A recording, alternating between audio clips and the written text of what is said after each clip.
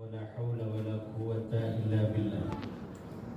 اللهم افتح لنا حكمتك وانشر علينا رحمتك من خزائن رحمتك يا أرحم الراحمين. Amma ba'd. Kaum muslimin dan muslimat yang dimuliakan oleh Allah Subhanahu wa taala. Malam hari ini saya diberi tugas oleh panitia untuk menyampaikan materi tentang puasa membentuk pribadi yang sabar. Jadi dua di sini, satu puasa, yang satunya sabar. Apakah puasa itu berat? Apakah menjalankan ibadah itu berat sehingga butuh sabar? Bu, puasa itu berat atau tidak? Tidak. Kenapa butuh sabar?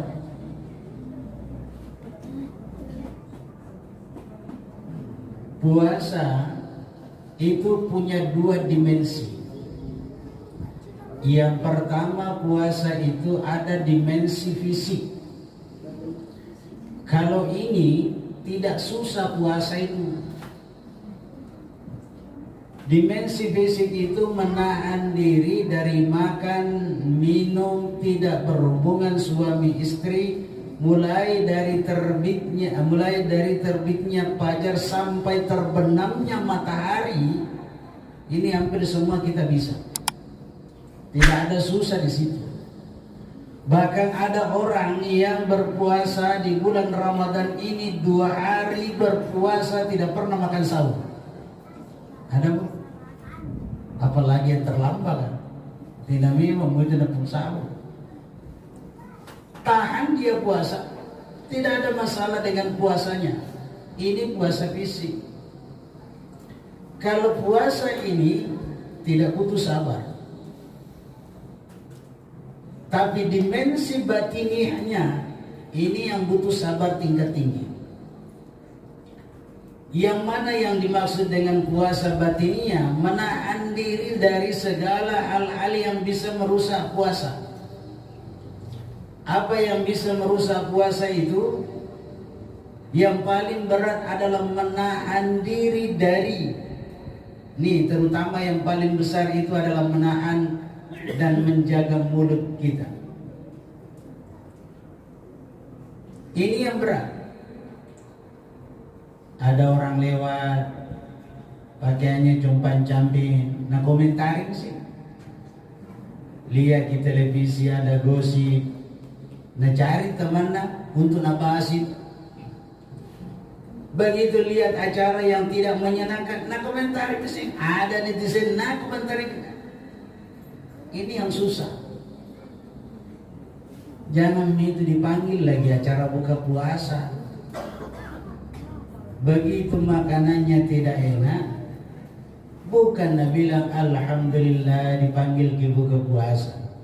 Ini tidak, kalau ku tahu ke begini tidak datang ya tadi. Ya bu. Kalau barongko jadi tonji barongko di rumahku, kalau agar-agar tonji agar-agar di rumahku. Jadi apa yang mau? Jalan kote baby. Susah memang.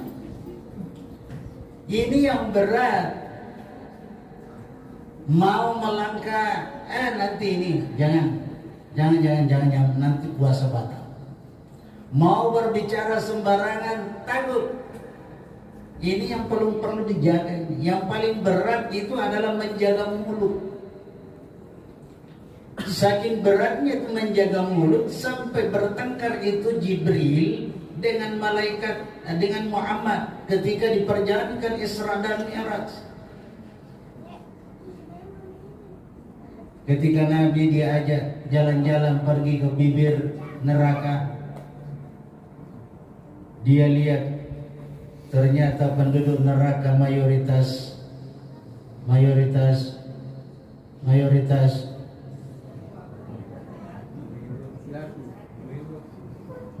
Nabi bilang ibu-ibu ke laki-laki, Nabi bilang laki-laki ke ibu-ibu. Padahal banyak tuh ini bapak-bapak, banyak tuh ini ibu-ibu, cuma lebih banyak nih ibu-ibu.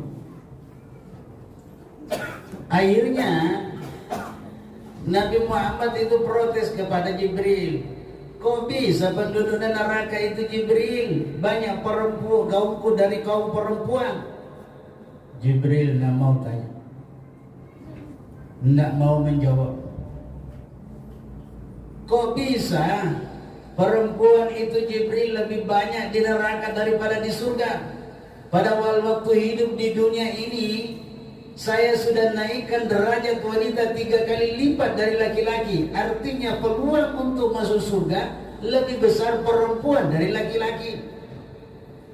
Kok bisa-bisa Jibril itu banyak? Salah itu Jibril, salah. Kata Jibril, cocok Muhammad, bagi apa yang kau lihat itu yang akan terjadi. Bahwa nanti kaummu itu yang paling banyak masuk neraka adalah perempuan. Akhirnya Nabi Muhammad bertanya, apa yang menyebabkan umatku dari kalangan perempuan ini banyak masuk neraka? Wahai Jibril. Jibril tidak menjawab, cuma dia kasih tanda. Apa tandanya? Jibril juga bilang begini, Muhammad, penyebabnya itu perempuan masuk neraka, tunjuk-tunjuk ini bibir ini. Artinya apa? Paling banyak wanita itu masuk neraka karena tidak mampu menjaga lisannya ketika berbicara. Saya tanya, mana lebih cerewet, laki-laki atau perempuan, Bu? Laki-laki. Hah? Sama-sama nih.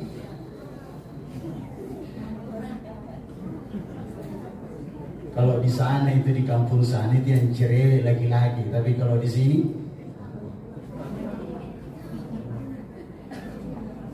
yang namanya perempuan pasti cerewet, Pak.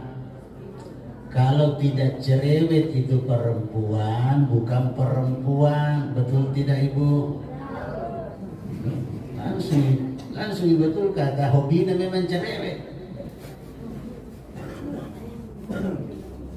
Itu kodratnya. Makanya karena itu adalah kelebihan wanita sekaligus menjadi kekurangannya. Makanya hati-hati.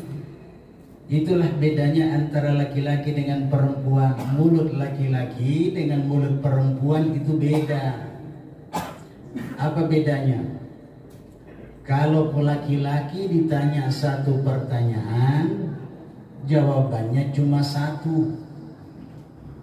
Kalau perempuan ditanya satu pertanyaan, insya Allah jawabannya 17. Tidak percaya? Coba pergi di pasar, tanya itu bapak-bapak kan. Dari mana nih Pak?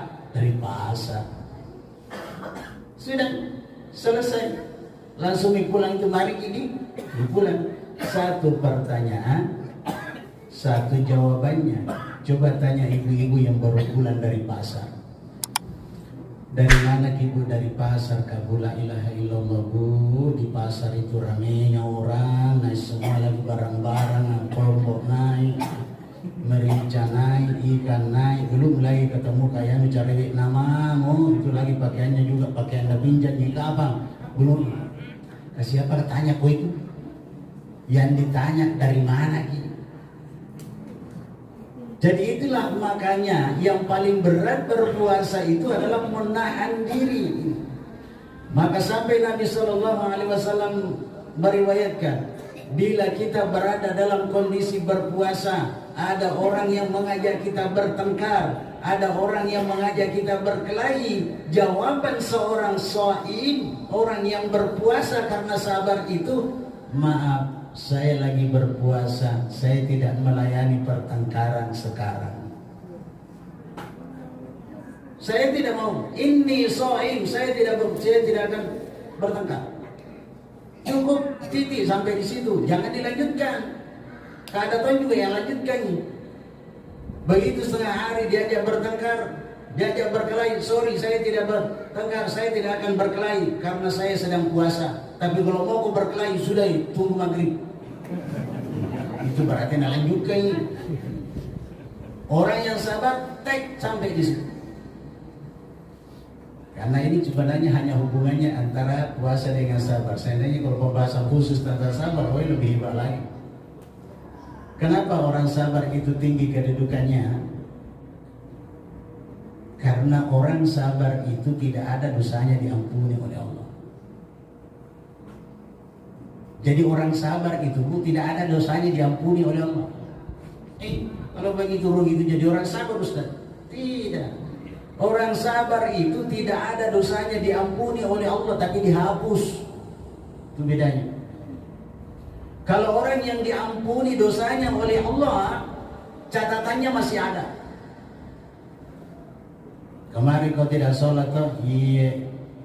Kenapa tidak sholat kau? Kecelakaan. Kenapa tidak sholat? Kulupai. Oke, diampuni dosamu. Besok tidak sholat lagi. Kenapa kau tidak sholat hari ini? Dia bilang kulupai lagi. 2 kali diampuni dosanya oleh Allah. Tapi yang pertama masih ada, yang kedua masih ada. Ada catatannya dalam Banna memang tuh kau itu 2 kali kau diampuni masih juga melaksanakan. Itu kalau orang diampuni dosa. Tapi orang yang sabar bukan diampuni dosanya, dihapus sehingga tidak ada jejaknya. Itulah makanya kedudukan orang sabar tinggi di hadapan Allah Subhanahu wa taala. Nah, orang yang berpuasa itu luar biasa sabarnya. Mau marah tidak jadi marah. Bagaimana kita tidak sabar? Sesuatu yang sudah diharamkan oleh Allah tidak boleh kita sentuh sampai waktu yang ditentukan oleh Allah. Perut sudah melilit-lilit, makanan yang enak ada di depan mata, tidak bisa kita sentuh karena ada waktu. Dan kita tahu bahwa itu adalah ketentuan dari Allah Subhanahu wa taala. Pacubana lino, pacubana iman, itulah. Makanya yang sabar itu makanya yang berat itu adalah puasa batiniah. Mata tidak sembarangan melihat, telinga tidak sembarangan nak dengar. Nah, ini semua yang bikin memberat puasa batinnya. Tidak mungkin mendengar sesuatu, perdengarkan ki orang. Oh mana? Kenapa ki? Sudah nonton ceritanya, karena berkelahi suamina. Kita tidak mau dengar itu, tapi orang bawakan kita cerita.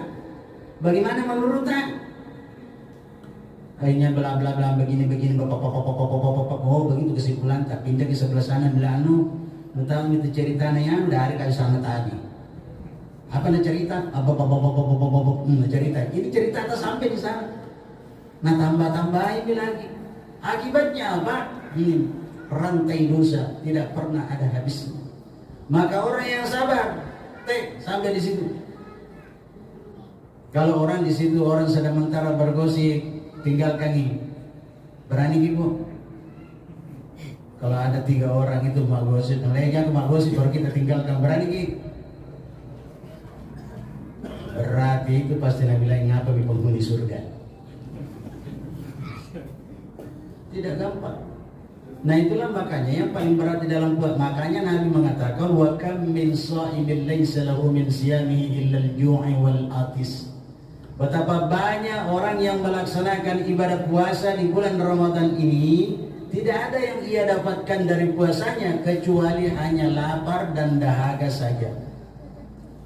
Apakah puasanya batal? Tidak.